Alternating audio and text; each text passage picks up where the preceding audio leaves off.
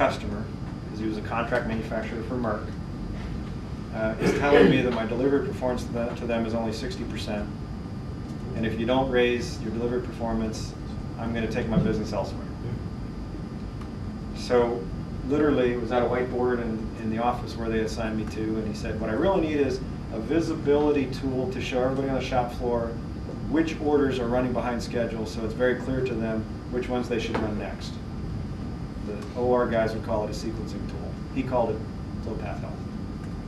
And that's what we built for them, and that's what they used to get to the point where they never had a late order for 28 straight months. And they used that every morning. They had the equivalent of a rainbow room, remember the Alcoa case? But now instead of paper all over the wall, they just projected flow path health. Looks very similar to what we have today. It was a bar chart, color-coded red, yellow, green, and each flow path could be displayed. And if you were the representative for this flow path, you'd pick your flow path. If everything was on the chart was green, you just say everything's fine. Every order's on schedule to be shipped to the customer on time. If anything was not green, then you had to describe in the meeting what you were going to do to get that through that operation before the end of the day, to get it moving on to the customer and hopefully on schedule. That meeting, it used to have an hour-long meeting to go through this thick MRP report, where every work center had a list of all the orders waiting to go through it, some of which were there, some of which weren't there, and they would be flipping through this thing for an hour with a meeting bigger than this, and getting 60% on time.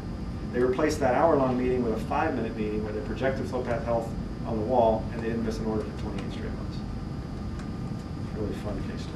I'm sorry I don't have the screenshots, but it looks very similar to what we have. So we're on the last slide. Oh, no. Second to last slide. You guys want to talk about this? This is where we were going next. We never got here, so I'll be real clear. We integrated to their BPIC system. I mentioned earlier they had 7 different systems. They had a laboratory information management system called LIMS. They had a maintenance system called Maximo. They had a documentum system that controlled their recipes. They had a training system called IsoTrain, and they had a timekeeping system called Chronos. None of them talked to each other. So they hired us for an envisioning project on how could you come up with an integration server to pull data from these various systems and publish them on this same intranet site so that the people inside the plant could get the benefits of all this information in one place. We implemented a little bit of this. For example, flow path health, which was what we put into this box, performance metrics for departments, focus factories, and flow path. Flow path health was inside this box. When we first implemented it, the only data in flow path health was data from the MRP system. And when we looked at it, the biggest chunk of time, I wish I had the screenshot, but I'll just do it here. So you had like blending had this many orders and they were all green. Compression had this many orders and they were all green. Then it would go into the QC lab. It would look like that, and almost all of them would be red. And then it would go into the packaging department, and they were all green. And the QC department, which is the laboratory where they're doing the chemistry on it to make sure that it meets specifications, all of their data was being put into this laboratory management system or LIMS system. So they hired us to get the data from the LIMS system into FlowPath Health. So now we could take this bar and we could drill down inside of it and we could see where was the product inside the lab. And that helped them get the time through the labs down a lot. After we did that, it turned out that the biggest issue on new products was actually on the SOPs for making that product, the recipe, because they had to go through a lot of steps to make the recipe approved before they could start production on it. And they said for new products on FlowPath Health, even before the first operation, show me how many orders were waiting on an SOP to be approved. And they would color code that so that if they had any that were red here, because the documentum system showed that the SOP hadn't been approved yet, then they knew they could drill into the QA department, which is doing the SOP approvals. So those were the only 3 systems we integrated with. The Booz Allen guy we met with talked a lot about that. I don't know, was with me, you were with me. Yeah, I was with, And Nick was with me. We need to look at that system. There is a software product that you recommended that's doing something very similar to what we're doing inside the QC lab that's supposedly knowledgeable about. Is it LIMS? He didn't describe it as a LIMS system. no, but it was for that purpose. And it understood the chemistry Yeah. of what was going on. And he said the biggest part of their business is the $50 billion spent on that piece of the business of getting drugs out of R&D into manufacturing, and reducing that cycle time is a lot. That seems to be a much bigger pain for pharma companies than once it's already in manufacturing. Yeah, he said the conduit there is huge. Yeah. It's just enormous. And that became a big pain for Garden City because they fixed all their inside the four-wall pain.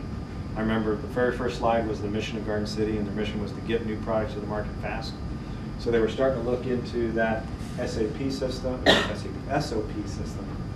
so they could see the new products and approval status, and did they have everything they needed to launch that batch when they got the order from R&D. So that was when they were starting to think about that. And then Glenn got a big promotion to go to another plant, and this didn't continue. Okay, I think some of you have seen this chart.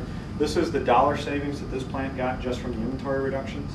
The blue line is what their inventory would have been if they'd kept their cycle times the same. The pink line is what their inventory actually was as they reduced their cycle times, and the difference was $10 million, which for that particular flow path was half of the inventory. And that was just from one flow path. And this was significant enough for Dupont that the CFO of Dupont mentioned it on their quarterly call to Wall Street as an example of how they were figuring out how to run their plants more efficiently. Why didn't they go back and calculate the other? I mean, they had floor space issues. They would have had to build more warehouses. They have throughput. That's a good.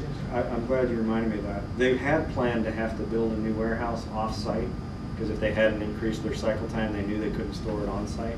They had to reduce their cycle time. They had to store it on-site, and they didn't have to reduce. They didn't have to didn't have to build the warehouse because they reduced the cycle time. And I think that was $5 to $10 million more dollars on top of these $10 million. Why didn't they calculate it? Good question. They had a Six Sigma program, just a quick war story, and the Six Sigma black belt that was assigned to this, I don't know if you're familiar with it, but to become a certified black belt, you have to demonstrate certain dollar value savings, hard dollar savings that you can point to as a result of the projects you've implemented. And depending on the company, the threshold can be like $2 million hard dollar savings. I think here is like $1.5 million. Long story short, Kieran Fitzpatrick, who is the black belt at this plant implementing this, not only was the first black belt to get certified, but the next closest hard dollar savings was like $1 million. So he was 10 times bigger hard dollar savings, and he was the first one across the finish line. So it was a great feather in his cap too. They got him a big promotion, and then eventually a job over at Pfizer, so we're still in contact with him over there. And he's trying to find a way to get us in over there. Okay, lessons learned. I think we're done with this case study.